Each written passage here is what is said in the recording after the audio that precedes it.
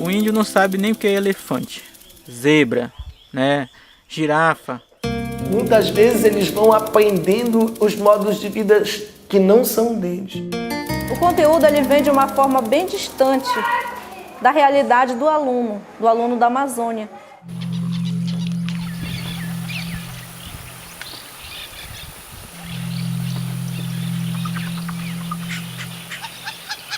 Em grande medida, assim, o currículo que nós temos nas nossas escolas, eles são muito pouco afinados, entendeu? Com essa realidade local, com essas singularidades e peculiaridades todas existentes na região. Justamente porque você tem, assim, legislações curriculares que estabelecem padrões muito focados estritamente no conhecimento científico e tecnológico, com livros didáticos e manuais pedagógicos assim que estabelecem muito pouca relação com os modos de vida da Amazônia e do meio rural. Os conteúdos ministrados em salas, eles têm que ser voltados para a realidade do jovem. A gente vê que hoje o fundamental menor estuda lá zebra, estuda pinguim, né? Então não tem nada a ver com a realidade dele. E você, crocodilo? Como eu quero? Programas públicos têm que estabelecer parâmetros nacionais, claro, que você tenha uma visão pedagógica de que país queremos, né?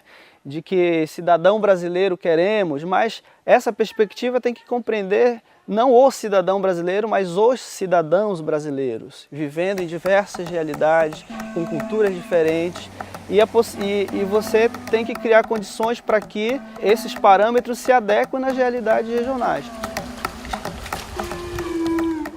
E isso está muito claro nas diretrizes curriculares estabelecidas pelo Conselho Nacional de Educação. Você tem um conteúdo básico, mas você tem uma folga para você trabalhar a realidade local. Essa perspectiva, na verdade, oficialmente, teoricamente, já existe. O que falta são mais experiências reais, concretas, que apontem caminhos para que isso sejam efetivados. Isso passa pela necessidade de ter materiais pedagógicos regionalizados, ter formação dos professores com essa perspectiva, mas mesmo a formação que já existe, ela é muito pensada numa visão urbanocêntrica. E ela precisa também ser adaptada para uma realidade do campo, para uma realidade dos rios e florestas, por exemplo, como é o nosso caso aqui. Lógico que o planejamento de um professor que está na zona rural, ele vai ser diferenciado de um professor que está na zona urbana. Quando ele trabalha com o ribeirinho nas aldeias, ele tem que valorizar o que o aluno já traz de casa. Essa questão da cultura, ela tem que ser valorizada. Ele tem que fazer o máximo de aproveitar o que tem na faixa das florestas, o que tem nos rios.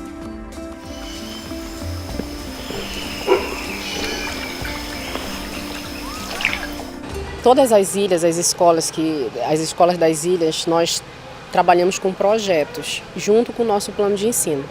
Justamente porque nós temos que adaptar nosso planejamento para a realidade deles. Então, cada ilha, cada UP, cada unidade pedagógica escolhe um tema para ser trabalhado durante o ano.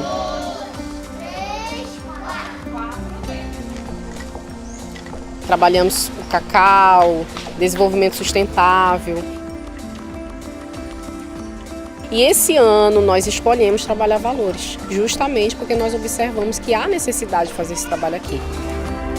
Independentemente de você ter peculiaridades curriculares, eu acho que é importante que isso se ressalte, eu acho que tem que ter um mínimo de conteúdo, que é o conteúdo padrão, que precisa ser garantido para toda e qualquer população. Agora, é evidente que o grande desafio é você tornar os currículos atrativos, ou seja, fazer com que eles tenham um nexo para aqueles que vão à sala de aula. O aluno tem que sentir que o currículo tem nexo para a realidade da vida dele, mas ele pode perfeitamente, né, trabalhar os conteúdos básicos, né, e em cima desses conteúdos básicos você ter complementos regionais, e até a abordagem do conteúdo básico pode ser feita de uma forma adequada para aquela realidade cultural.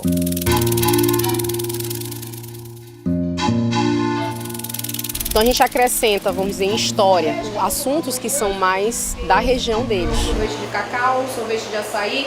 Mas também não deixa de dar outros assuntos porque eles precisam. Porque eles ficam aqui até o 5º ano, que é a antiga 4ª série. E aí eles vão para Belém.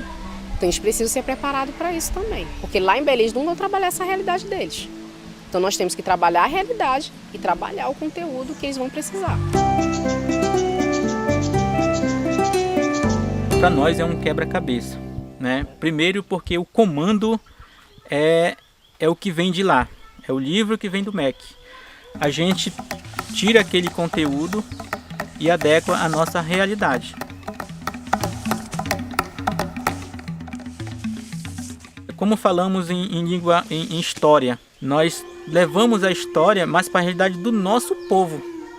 Porque em vez de a gente estar estudando, ensinando para os nossos alunos a história lá do Oriente Médio, né, do tempo das cavernas, nós vamos estar falando como surgiu o povo Tembé, né? Como foi essa luta para chegar até aqui, onde eles moravam, como foi que eles mudaram para cá, né? A gente leva isso para a escola. Nós trabalhamos um ano aqui com um projeto sobre o açaí, a extração e a venda do açaí.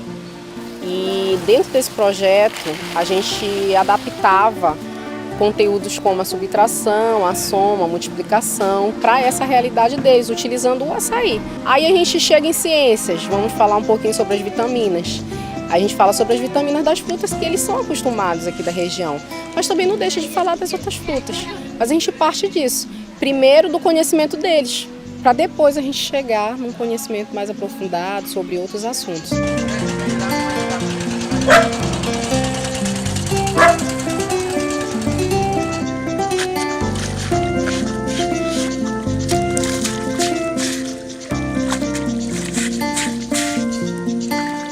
A gente vai trabalhar de mapas. Geralmente o professor vai colocar o mapa do Pará, do estado do Pará, do Brasil, né, da Europa. Nós sempre iniciamos aqui com o próprio mapa da reserva, que os alunos eles não sabem, né, muitos não sabem, né? E se a gente não sabe o que é nosso e para aprender o que dos outros, nós não estamos tendo lucro. Inclusive amanhã na minha aula de geografia é uma aula sobre mapas, né? Mapa da reserva indígena Alto Rio Gromar. O rio faz todo esse percurso, tá? Faz essa curva imensa e passa de novo na aldeia Itaputiri.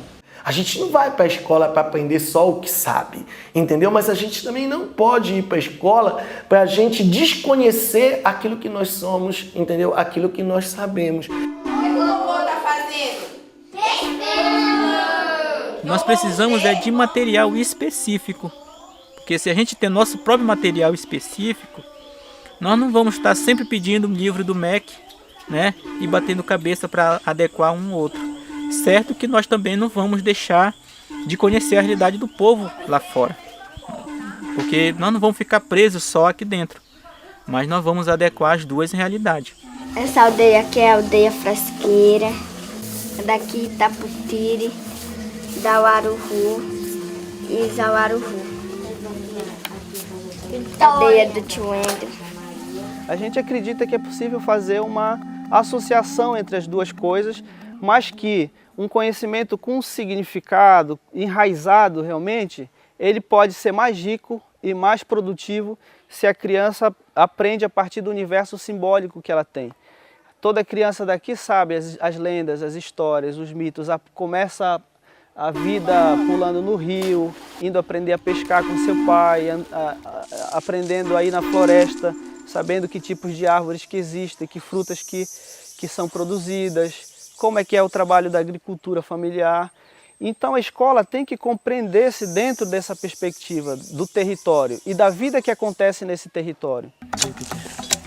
Olha, essa aqui é uma árvore também aqui da nossa região, né? Barbatimão. Ele serve para infecção urinária também. Na escola, a gente faz as adaptações junto com um grupo, né, de apoio, grupo de professores. A gente tenta mesclar com o que ele vem da secretaria, que vem um pouquinho, e aqui a gente só faz enriquecer com o que a gente tem para estar trabalhando os nossos alunos. Então, dessa forma, acreditamos que os nossos alunos eles têm mais capacidade de enxergar o mundo de uma outra forma e de ver assim um crescimento na questão do aprendizado de uma forma bem eficaz. Aqui vem o nome de quem? Do remédio quente. Que é o remetente? Remetente é aquele que envia a carta. A gente chama assim, o que a comunidade sabe que a escola não ensina. Então a gente traz esses saberes para dentro da escola e transforma eles em uma aula. Nós temos aqui uma peneira, tá? Esse tecido da peneira, ela serve para coar a mandioca, tá? Para tirar aquele tucupi da mandioca. Rala a mandioca e tira o tucupi. A cidade está no campo e o campo está na cidade se a gente conseguir enxergar como espaços que se complementam e não espaços que disputam, digamos assim, na relação de poder, quem vai ser desenvolvido e quem vai ser atrasado nesse processo. Entendeu? Então, acho que o currículo ainda tem que avançar muito nessa direção para poder reconhecer esse diálogo entre saberes, esse diálogo entre modos próprios de ser, de existir, de produzir, de se relacionar, entendeu? Nós ainda estamos muito distantes. O caminho é que as políticas educacionais, elas pensem de uma forma mais regionalizada e que dê possibilidade para que os materiais, as abordagens pedagógicas também possam ser criadas regionalmente e não como uma estratégia única para todo o país. O Estado do Pará promove hoje um fórum, que é o Fórum Estadual de Ensino Médio. É um fórum em que nós estamos discutindo essa identidade curricular, não é, para o Estado do Pará.